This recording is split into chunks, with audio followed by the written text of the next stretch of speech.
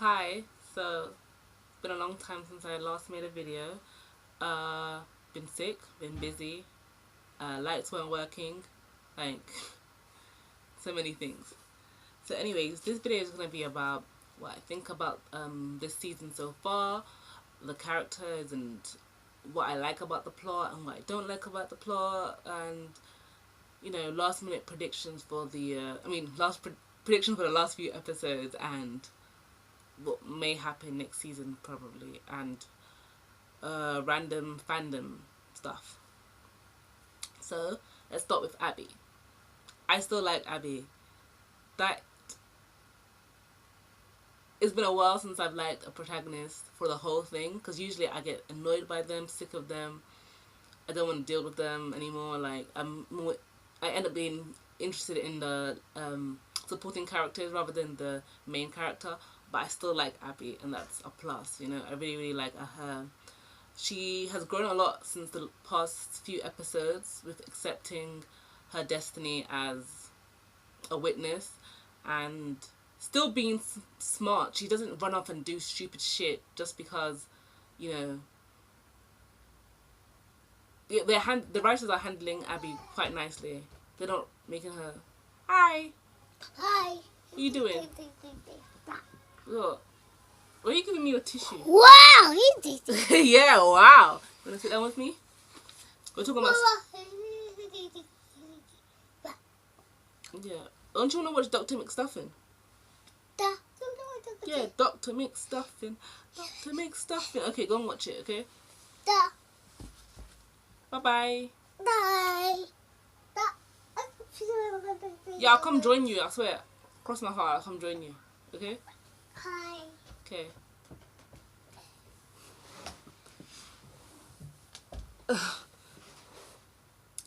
Yeah, yeah, I still like Abbie. Ichabod. I do love Ichabod. He's sweet.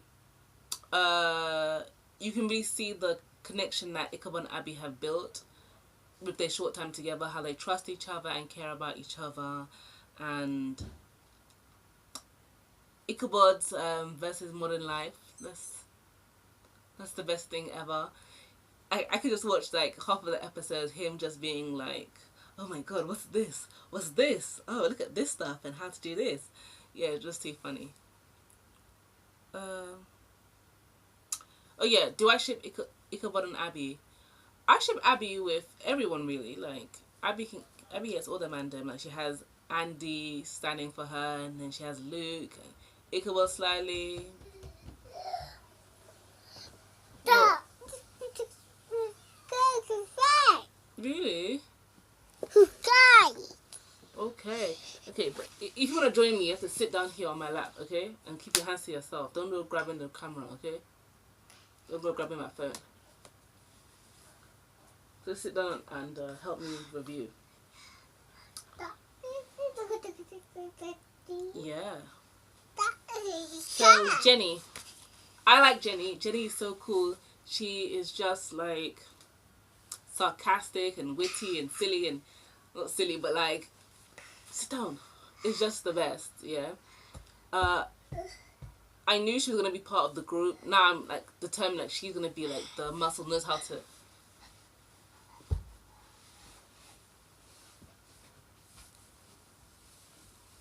Yeah. Can you pull it? Open it properly. Bye. Yeah, she is like the muscle of the group. She's just the best. I love Jenny. I want to see a little bit more Jenny centered episodes. That's probably going to be in season 2. So yeah. Luke. Yes, Luke. Luke, I like Luke. I want him to be part of the Scooby Gang, because so far it's Abbie, Jenny, Ichabod, and Captain Irving, Frank Irving, yeah.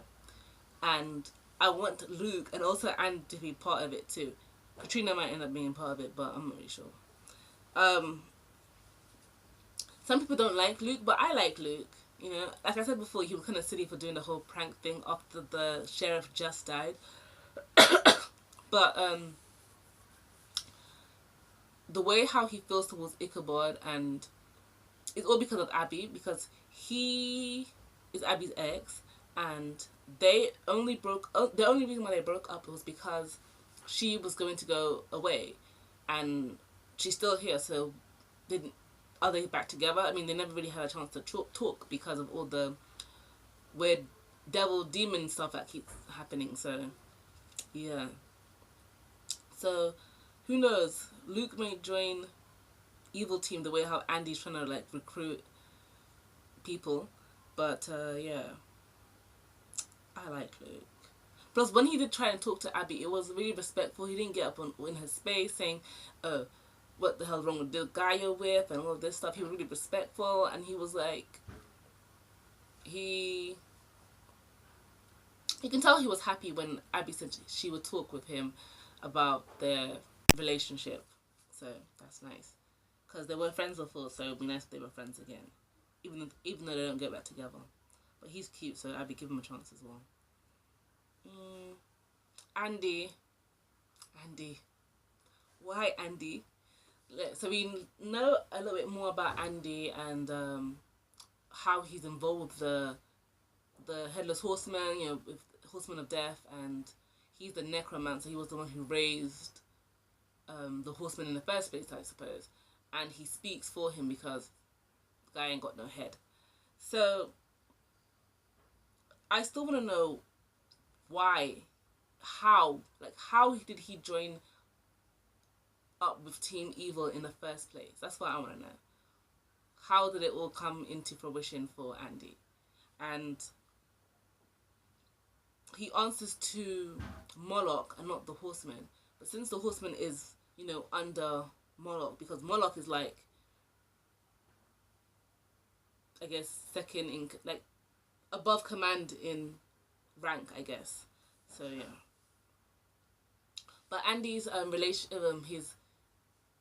his crush, I guess, on Abbie, like, I knew it. So the way he was like stroking her face, like, did he join up with Team Evil in an attempt to like try and get with Abbie, or was like, I don't know. We'll find out. I want to see how this all plays out. Does he want Abbie to join Team Evil with him? Like, what's going on? And kudos to Abbie for holding his hand and using his affection towards her, like, against him to do what they wanted him to do. So yeah. Captain Irving. Finally glad that he finally, believes Ichabod and Abbie, and he's part of the team now, and it's good that he's part of the team because now he's the captain of the precinct.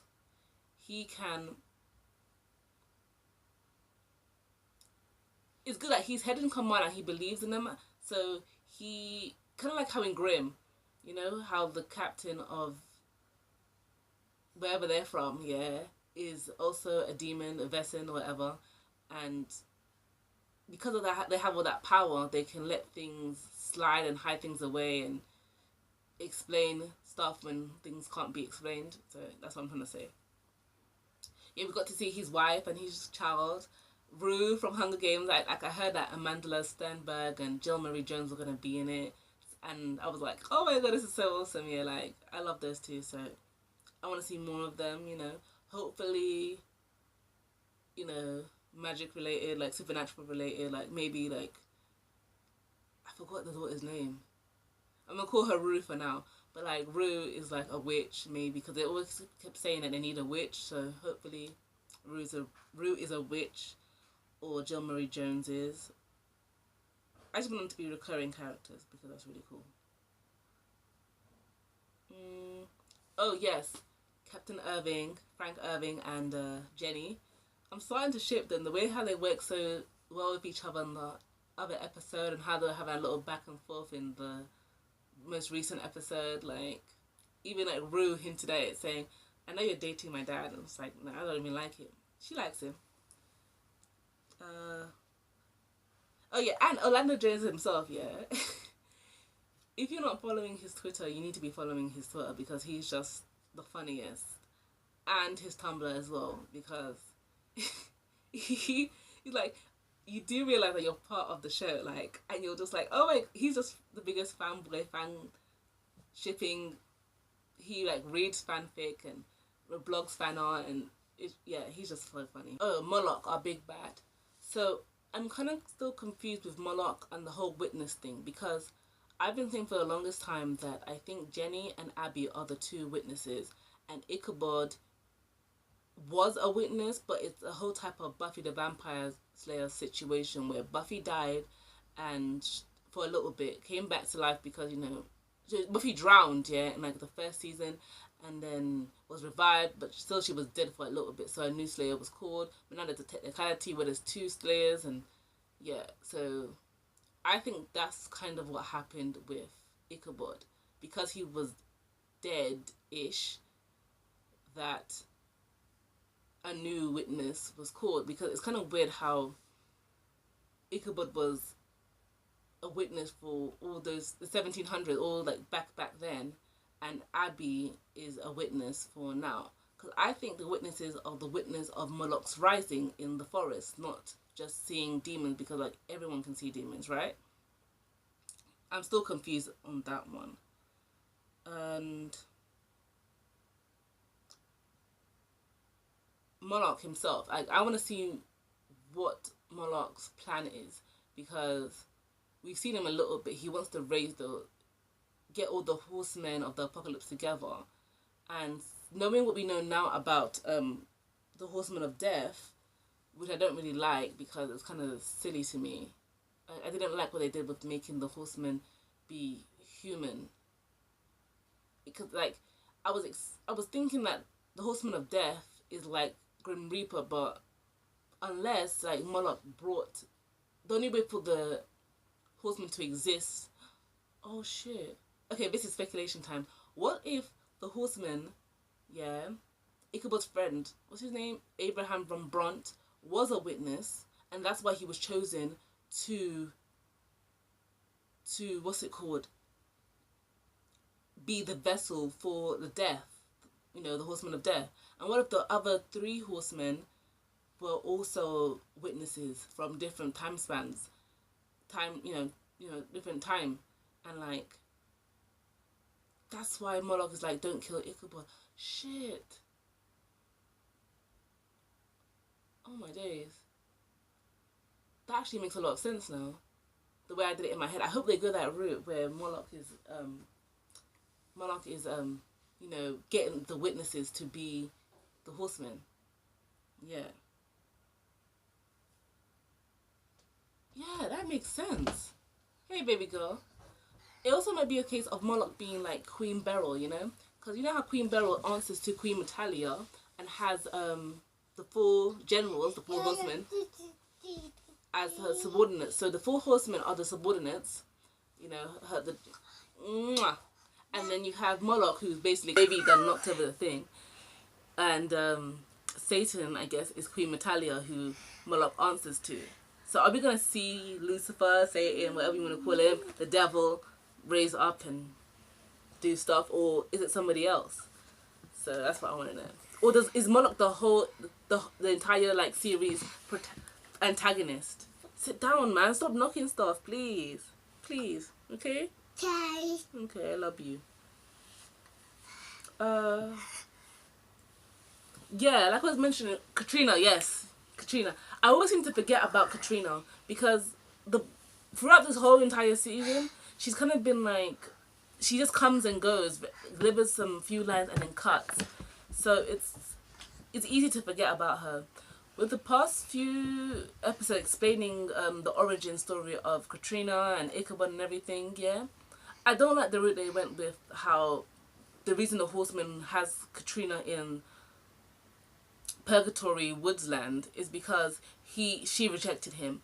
It's like, okay, I know like a man's pride and, you know, ain't no fury like a man scorned or whatever, but like I didn't want them to go that route, because it's just like Katrina is in Ganondorf's dungeon and Ichabod needs to go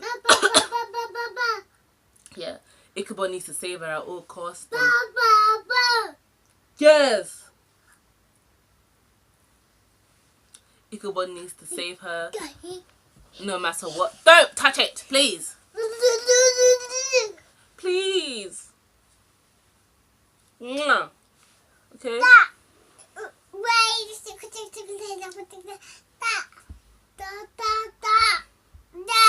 Can you sit down still for me, please?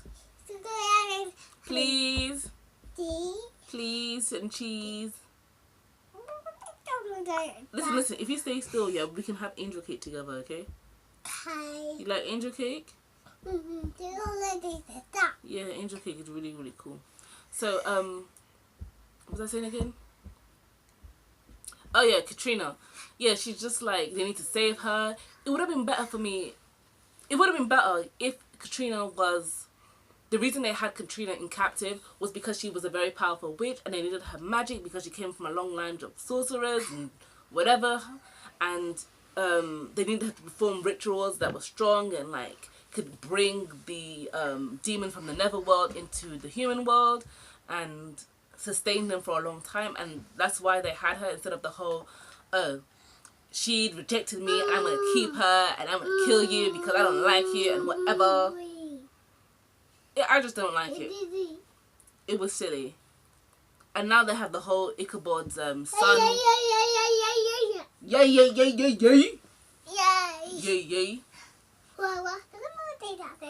You wanna watch Rara? Just stay there. I like your little Christmas sign. Just sit down next to me. Sit down next to me. Right here on the floor. Sit down there. So, Ichabod's son and like the possibility of Ichabod having descendants. Maybe the descendant is the witness. Who knows? Because there's that theory to go into. You're gonna hurt yourself. This is why I haven't been making a video for time, because this little one has been interrupting me. So I think that's it. Anything I want to talk about? Oh yeah, I wanted to just mention like the success of the show, and there was like this articles online somewhere, I forgot who wrote it, but it said how diverse cast and diverse writers bring in viewers, and I was like, oh duh, obviously they do. Hello Sleepy Hollow is a good example, and they mentioned that. And you can see the cast of Sleepy Hollow is very diverse. It's like most of the cast. Shush, man. Most of the cast is people of color, including Moloch. Like, go on Internet Movie Database, yeah, and see the actor who plays Moloch. It's a black man, and he's fine. I was like, what? No, like, can we like see you out of makeup? But on the show, race is kind of like a hit and miss kind of thing, because they have good hits with the whole Abbie checking Ichabod and the whole emancipation coming and stuff like that, and also Captain Irving and Abbie bursting Ichabod's fanboy bubble for Thomas Jefferson, mentioning Sally, and they mentioned Sally Heming. Oh my days, it's gonna hurt my neck, and all this stuff. Yet they also have a few misses with the whole Native American cultural appropriation episode with the Sandman, and also Cicero being fridged basically for Ichabod's man pain and stuff. Can you just like, I'm trying to talk about serious issues here, my dear. This is hard, okay? But I do appreciate the fact that they don't gloss over history too much by not mentioning atrocities. Like I said, it's a hit and miss type of situation, you know? They romanticize the past kind of, yet they don't, you know? They mention shitty stuff like slavery and stuff. It's not like the Vampire Diaries that just sweeps everything under the rug and just say, oh my days, gone with the wind, look at these guys in Confederate Army gear, then they look so sexy and whatever, and the fuck shit diaries. Like, can we get Bonnie on Sleepy Hollow? That's all I'm saying. Can we get Cat Graham on Sleepy Hollow, where she should be well respected and well treated and won't be put in the back of plot, okay? No. Cat Graham, I don't know, get out your contract here with Vampire Diaries and end up in Sleepy Hollow. Please. Like, I don't know who's in charge of doing stuff like that, but they need to have her on the show. She doesn't have to be Bonnie. She can be anybody. Just, like, I don't want to see her on Vampire Diaries anymore. I stopped watching it since the last season because the tomfuckery. But anyways, yeah, that's my Sleepy Hollow rant and raving and review so far. It's been hard, especially with baby girl over here, but it's done. So, bye. Inaya, what are you doing, man? Okay, say bye to everybody. Bye. Say see you. Bye.